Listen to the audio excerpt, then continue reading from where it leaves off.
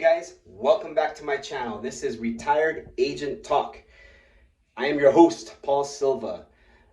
A little bit about my professional history. I just retired with the California Department of Corrections. 5 years at Chuckawalla Valley State Prison. After the 5-year mark, I made parole, and then I worked in Los Angeles, Pasadena, Van Nuys, and then Riverside County, where I supervise registered sex offenders. And that's what this segment is about. I get this question asked quite often. What happens when the parolees cut off that GPS device? What happens? Well, I'm going to tell you. Make this quick, probably under 2 or 3 minutes.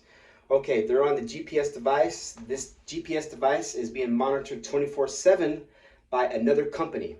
Now the GPS device, you can see it like as a belt. It's on their ankle, typically the right ankle, but it could be on the right. Typically on their left, could be on the right. But anyhow, now if these guys get a wild hair up their ass, which happens quite often, they will cut that device. So what happens? Well, the monitoring company will try to call the parolee to see, hey, did you bump it off? What happened? And at the same time, they're going to call the agent of record. So if they can't get a hold of the agent of record, they start going down the call tree. That's everybody in the parole unit, in your unit. And they start calling. No answer, down to the next one, down to the next one. Now, assuming you are the agent of record and you answer that call. So you stop the call tree. Boom, you stop it. And then at that time, you try to make contact with the parolee. Chances are maybe he bumped it or he cut it. And you might have a good indication because of his parole history. If he's cut once they cut once, they're going to cut again because they know the repercussions is 180 days in jail, cutting half, which is 90, but they can get kicked out after 1 day. So you have this pedophile who raped his own son. He could cut the device, go on the run, and jail time, maybe about a day, up to 90 days, but typically it's about 30 now. So what happens? You get the call, you try to call the parolee. He or she does not answer. Then you got to call your boss. Hey, boss, boom, the parolee, blah, blah, blah, cut off the device. Should I go out and look for him? Or should I just do the warrant? What do you want me to do? Typically, they will send you to go out to go look for him alone. Not supposed to be, but it's cost savings because nobody wants to get the supervisors want to keep the overtime nice and low. So you have the worst parolee out in the community, no supervision. This guy raped his own son, mind you, or his own daughter. Now he's out there, so now they're juggling. Do you want to give this agent 4 hours overtime or not? And then sometimes they even ask, how many hours overtime do you have? I'm thinking, does it matter? Because I thought the whole reason when they say community safety, there is no community safety first. It's community, the dollars the department using. So after you talk with the boss, you say, okay, go ahead, go roll out alone. Maybe 2 people go out alone and tap out the warrant. So the idea is, me being a citizen right now, I'm not an agent, I'm not employed by the state. So I want if a registered sex offender cuts that device, I want that agent that I'm paying for to put that warrant out ASAP. Because check it out.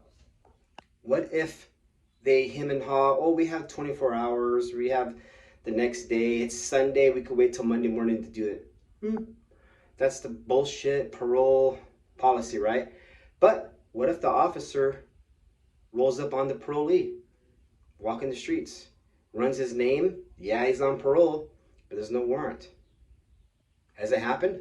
I'm sure it has. California, or to say the nation, is a huge place. I'm sure it has. So you want to get that warrant out as soon as possible. I, as a community member, I'm hoping that agent out there gets that warrant out as soon as possible.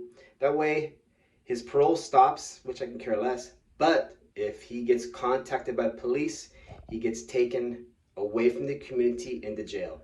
Now, it's politics how long he does in jail, but at least he's out of the community.